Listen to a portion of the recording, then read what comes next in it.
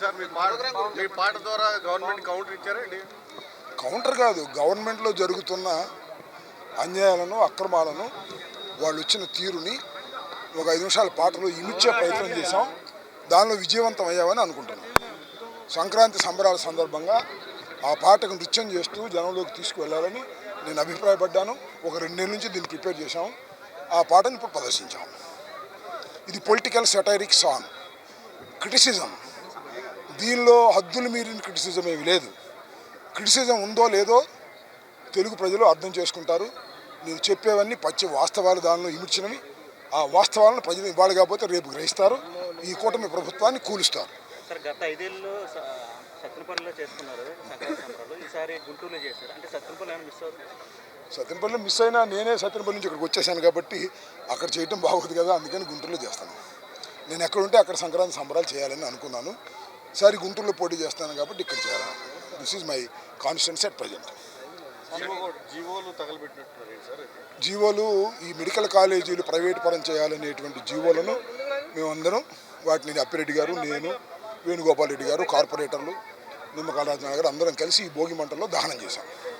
అంటే సంక్రాంతి అనగానే ముఖ్యంగా కూడా అంబటి రాంబాబు గారు గుర్తొస్తూ ఉంటారు. ప్రధానంగా దేనికి అంటే ప్రధానంగా నేను గుర్తు రావడానికి కారణం పవన్ కళ్యాణ్ గారు.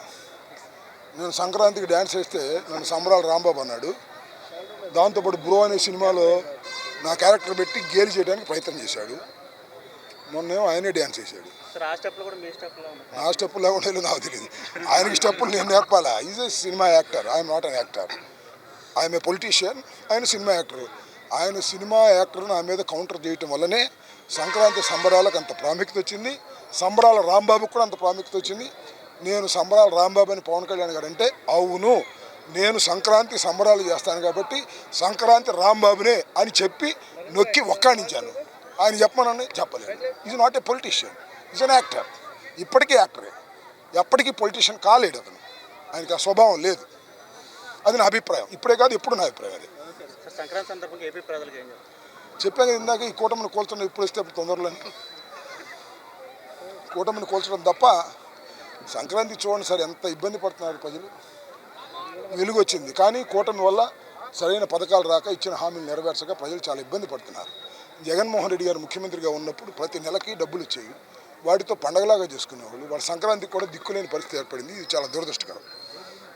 కనీసం ప్రజలు పండగ చేసుకోవడానికి డబ్బులు లేవు, పండించిన పంటకు గిట్టుబాటు ధర లేదు. పండించిన పంటకు దేనికి గిట్టుబాటు ధర లేదు. దేనికి ఒక్కదానికి చెప్పనండి, తలంచుతాను నేను. ఒక్కదానికి దేనికి గిట్టుబాటు ధర లేదు. రైతులు నష్టపోతున్నారు, మిల్లర్లు బాగుపడుతున్నారు, దళారులు బాగుపడుతున్నారు. ప్రభుత్వం మాత్రం ముందుకు రాదు. ధాన్యం కొనుగోళ్ళు కానీ, మొక్కజొన్న కానీ, జొన్న కానీ, దశలు కానీ, మినువులు కానీ, మిర్చి కానీ ఏది లేదు. చాలా దురదృష్టకరమైనటువంటి పరిస్థితులు వాళ్ళ ఆంధ్ర రాష్ట్రంలో ఉన్నాయి. దానికి కూటమి అసమర్థ పరిపాలన తప్ప మరొకటి కాదు.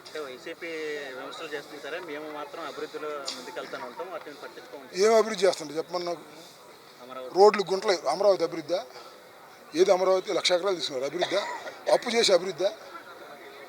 ఎన్ని లక్షల కోట్లు చేశారండి? 3 లక్షల కోట్లు చేశారా? జగన్మోహన్ రెడ్డి గారు ఎంత చేశారండి? 90% 18 నెలల్లో చేశారు. అప్పు అయితేనో